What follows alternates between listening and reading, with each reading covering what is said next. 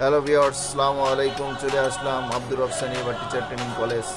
আজকে friendship match বর্ণদী বনাম বরিশাল জেলা টিম। আমরা সাধারণত আব্দুর রব সানিয়া টিচার ট্রেনিং কলেজে ভলিবল খেলে থাকি। এখানে আমাদের টিম ম্যানেজার ইকবাল স্যার আজকের এই খেলায় রাতুল বাংলাদেশ টিম ভলিবল টিমের অন্যতম একজন সদস্য খেলতে আসছেন আমাদের সঙ্গে। অত্যন্ত মারমুখী খেলা চলছে, দুটো টিমের স্ট্রং, পাশাপাশি 1-0 প্রত্যেকের মাঝেই একটা উত্তেজনা ভাব। খেলার মাঝেই বাংলাদেশ টিমের ভলিবল টিমের রাতুল হাতে ব্যথা পাওয়ার কারণে মাঠ থেকে উঠে গেলেন।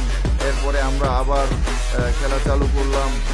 অত্যন্ত মারমুখী খেলা চলতেছেন, মাঠের আশেপাশে দর্শক ভরপুর। এই বিনোদন নিতে অনেক দিন পরে একটা বিশাল খেলার আয়োজন করা হয়েছে। আর এই ভলিবল খেলায় আমাদের যে শুভাকাঙ্ক্ষী সভাপতি রয়েছেন, তাদের মনোবল অত্যন্ত বেশ সুন্দরভাবে খেলা সম্পন্ন করার শেষে আমাদের আব্দুর রব সানিয়া টিচার ট্রেনিং কলেজের ম্যাচে এটা আমাদের প্রীতি ভোজের আয়োজন করা হয়েছে। সেখানে এরপর পরই আমরা বর্ণদী টিমকে ও রাতুলকে বিদায় সম্বোধনা দিয়ে আজকের মতো খেলার আনুষ্ঠানিকতা শেষ করলাম। সকলকে ধন্যবাদ। সকলকে ভলিবল খেলা দেখবেন এবং ভলিবল খেলার উপরে আগ্রহ প্রকাশ করবেন। দিনে দিনে বাংলাদেশ থেকে বিভিন্ন ধরনের খেলা বিলুপ্তি হওয়ার পথে, কিন্তু খেলাধুলা কায়িক পরিশ্রম মানুষের জীবনে বয়ে আনে প্রশান্তি। সমস্ত প্রকার রোগ ব্যাধির হাত থেকে এই খেলাধুলা আমাদেরকে মুক্তি দেয়, নিরোগ করে তোলে। 5 তারিখ আবার এই Syed Abdur Rab Sania teacher training college মাঠে